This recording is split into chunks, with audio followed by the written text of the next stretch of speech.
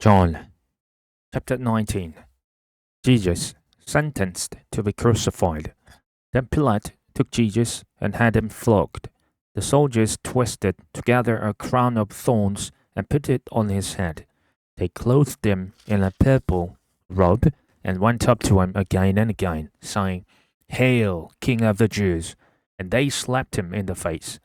Once more Pilate came out and said to the Jews gathered there, "Look, I am bringing him out to you to let you know that I find no basis for a charge against him." When Jesus came out wearing the crown of thorns and the purple robe, Pilate said to them, "Here is the man." As soon as the chief priests and their officials saw him, they shouted, "Crucify! Crucify!" But Pilate answered, "You take him and crucify him. As for me, I find no basis for a charge against him." The Jewish leaders insisted, "We have a law, and according to that law he must die, because he claimed to be the Son of God." When Pilate heard this, he was even more afraid, and he went back inside the palace. "Where do you come from?" he asked Jesus, but Jesus gave him no answer. "Do you refuse to speak to me?" Pilate said. "Don't you realize I have power either to free you or to crucify you?" Jesus answered, "You would have no power over me if it were not given to you from above. Therefore, the one who handed me over to you is guilty of a greater sin." From then on, Pilate tried to set Jesus free, but the Jewish leaders kept shouting, "If you let this man go, you are no friend of Caesar. Anyone who claims to be a king opposes Caesar." When Pilate heard this, he brought Jesus out and sat down on the judge's seat at a palace at a place known as the Stone Pavement, which in Aramaic is Gabbatha.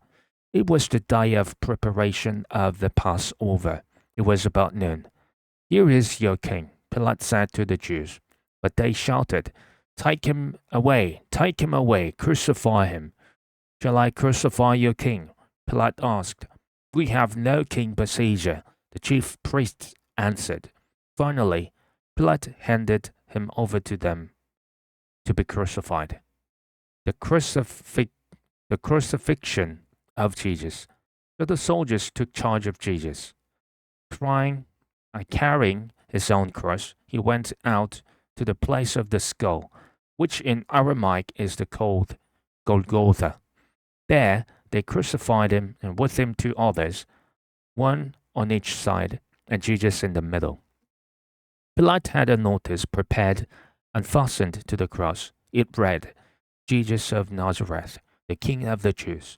Many of the Jews read this sign, for the place where Jesus was crucified was near the city, and the sign was written in Aramaic, Latin, and Greek.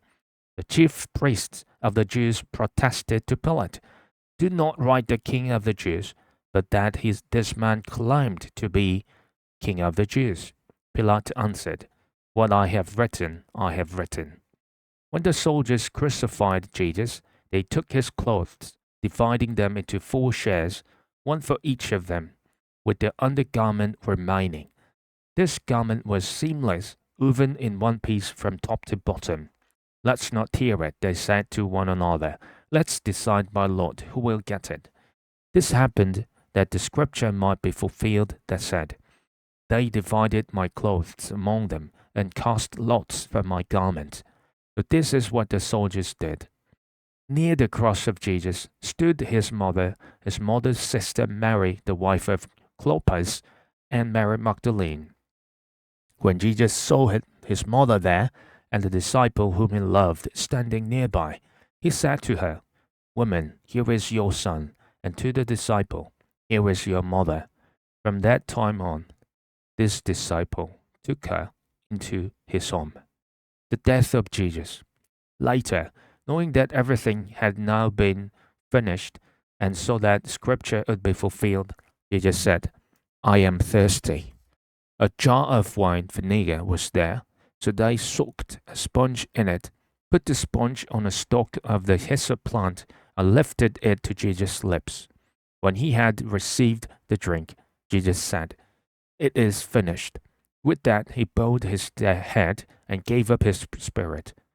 Now it was the day of preparation, and the next day was to be a special Sabbath, because the Jewish leaders did not want the bodies left on the crosses during the Sabbath. They asked Pilate to have the legs broken and the bodies taken down. The soldiers therefore came and broke the legs of the first man who had been crucified with Jesus, and then those of the other.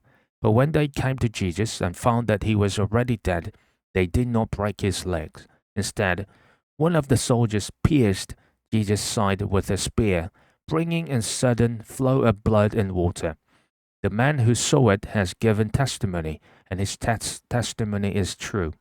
He knows that he tells the truth, and he testifies so that you also may believe. These things happened so that the scripture would be fulfilled. Not one of his bones will be broken. And as another scripture says, they will look on the one they have pierced.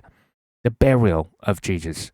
Later, Joseph of Arimathea asked Pilate for the body of Jesus. Now Joseph was a disciple of Jesus, but secretly because he feared the Jewish leaders. With Pilate's permission, he came and took the body away. He was accompanied by Nicodemus, the man who earlier had visited Jesus at night. Nicodemus brought a mixture of myrrh and aloes, about 75 pounds. Taking Jesus' body, the two of them wrapped it with the spices in the strips of linen. This was in accordance with Jewish burial customs. At the place where Jesus was crucified, there was a garden, and in the garden a new tomb, in which no one had ever been laid, because it was the Jewish day of preparation, and since the tomb was nearby, they laid Jesus there.